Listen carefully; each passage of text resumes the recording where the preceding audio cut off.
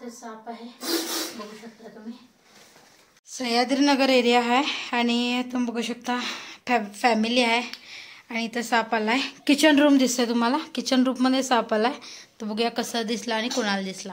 कसं दिसलं मॅडम ते इथं बाहेर उमऱ्यावरती बसलेलं ते.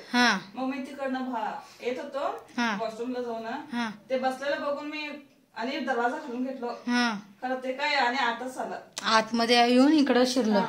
ठीक आहे सर, तुम्ही जॉब सोडून इथं बरोबर, ठीक आहे. लहान मुलं पण आहेत त्यामुळे फॅमिली घाबरत होते आणि मला पण याला थोडा उशीर झाला कारण दुसरा पण कॉल होता त्यामुळे. आणि बघू शकता तुम्ही इथं हे रॅक आहे आणि रॅकच्या मागे साप बसलाय. तुम्हाला दाखवायचं मी प्रयत्न करेन.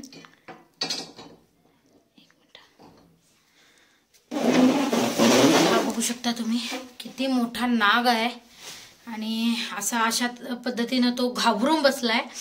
ते सहज काय आम्हाला चावायसाठी येत नाहीत, पण ते भक्ष्याच्या पोटी किंवा आता पावसाळा चालू आहे तर त्यामुळे त्यांच्या बिळामध्ये वगैरे पाणी गेल्यामुळे त्यांना राहायला कुठं जागा नसते. त्यामुळे असे आडोशासाठी हे साप घरामध्ये सुद्धा येऊ शकतात. तर एवढा मोठा साप कल्पना करू शकता तुम्ही.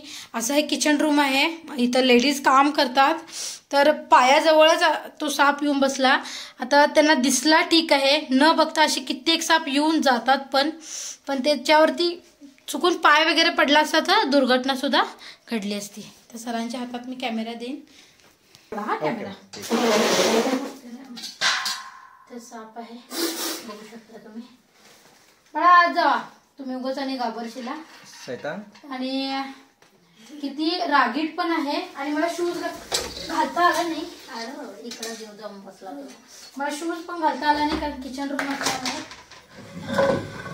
घाबरून कसा बसलाय. इथं काय गॅप वगैरे नाही आहे, जरासा खड्डा आहे म्हणून तिकडे जाऊन बसले.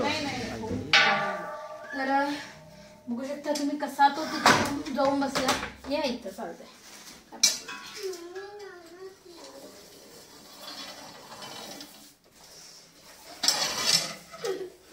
तर अशा पद्धतीनं मी त्याला पकडलेला आहे. अंदाजे 5 वर्षाचा हा नाग आहे, रागीट आहे तुम्ही बघू शकता.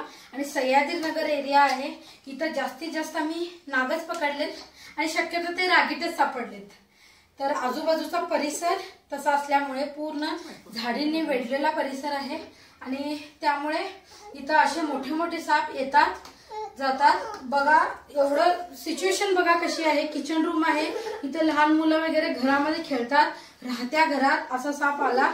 पाठीमागचा एरिया त्यांचा पूर्ण झाडीने वेढलेला असल्यामुळे साप असा घरामध्ये सुद्धा येतो. तर सांभाळून राहण्याची खरंच खूप गरज आहे, कारण साप कधीही कुठेही येऊ शकतात, कुठे येतील काय सांगता येत नाही. थोडासा गॅप जरी मिळाला तर ते आतमध्ये शिरतात.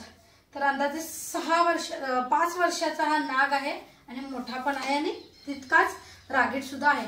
तर व्हिडिओ आवडला जरूर लाईक करा, शेअर करा, कमेंट करा कसा वाटला व्हिडिओ. स्नेक सेवर शिवानी जो यूट्यूब चॅनल आहे, सबस्क्राईब केला नसेल तर प्लीज सबस्क्राईब करा.